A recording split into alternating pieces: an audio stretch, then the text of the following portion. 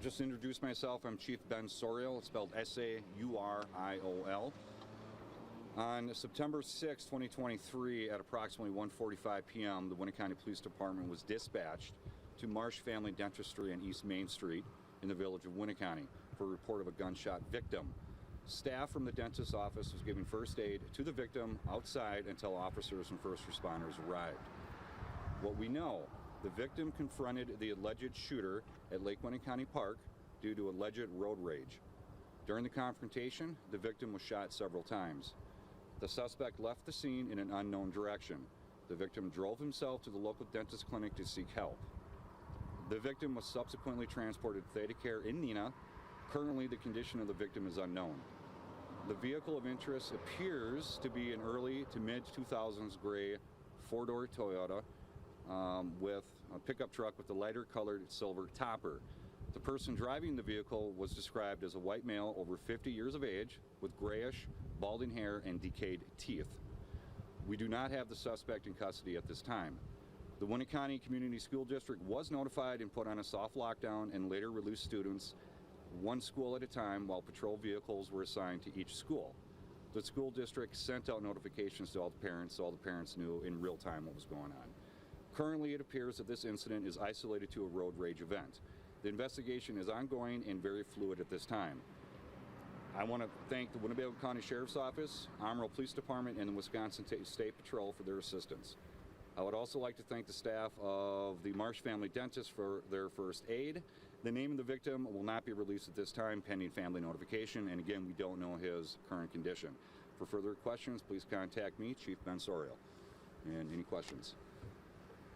The suspect, do you believe that that person is not in the area anymore? Is that why you allowed the schools to, be let out and, everything's kind of off lockdown?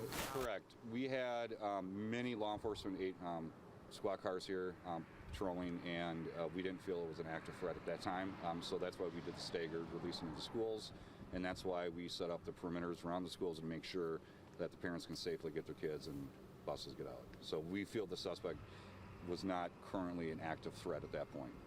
Is the person from the suspect is he from like Winneconne area, or does he have connections somewhere else? We don't know.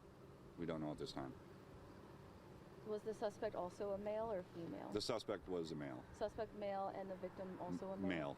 Okay. Yes. And we don't know their condition at this time? We don't know the victim's condition at this time, pending the information to the families. When he did go to the hospital, he was conscious and talking. That's all we know at this point. Have you guys interviewed the victim to see exactly what happened and what? He's in surgery right now, so at this point we can't. We just got very, very preliminary information to help us aid in the investigation, and then he was transported. We saw earlier that there was a blue truck that was being towed out of the dentist's parking lot. Was that the victim's truck? 64 to 9. Yes, that was the victim's. What, as kind of a leader in the community, what do you say to, people, in Winneconne who aren't used to something like this happening and maybe are, this evening are, nervous or, shaken by everything that happened? What I can assure you is that we have top-notch Sheriff's Department assisting the Winneconne Police Department. We have many patrol vehicles out there, and we are doing our best to investigate this and keep the community safe.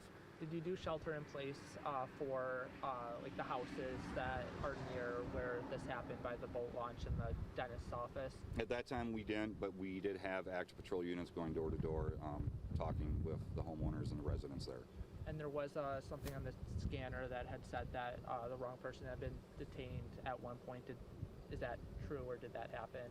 That did happen, but that vehicle did match the description, and that person was ruled out as the suspect. So. Any other safety measures that anyone could be taking if they're nervous, or as we're waiting to hopefully find the suspect? Best thing they can do is just continue to do what they normally do, just be vigilant. If they see something that looks like the suspect vehicle, give us a call 911 right away, and we'll be out there to investigate. But at this time, we have a heavy presence of law enforcement in the community right now, so everybody is safe at this point. You don't think the suspect left the county, or? We have no idea at this point. As soon as we get more information, because this investigation is so fluid at this point, the more information we get, we'll let you guys know at this point. But right now, everything is very preliminary, so that's the best we can do at this point. Did the suspect and the victim know each other at all, or was it? I can't comment on that. All I know is that the investigation is very fluid at this point, and I can't comment because I don't know on that, so I don't want to give you something I don't know. So. Any other information you think we should know at this time? No, or? that's it at this point. You know, community appears to be safe at this point. We are working this diligently, and we should hopefully have this resolved at some point. I hope. Can't promise anything, but that's the best we can do at this point. Okay. Okay. Thank you. Thank you so much. Thank you, Thank you, guys. Chief. Thank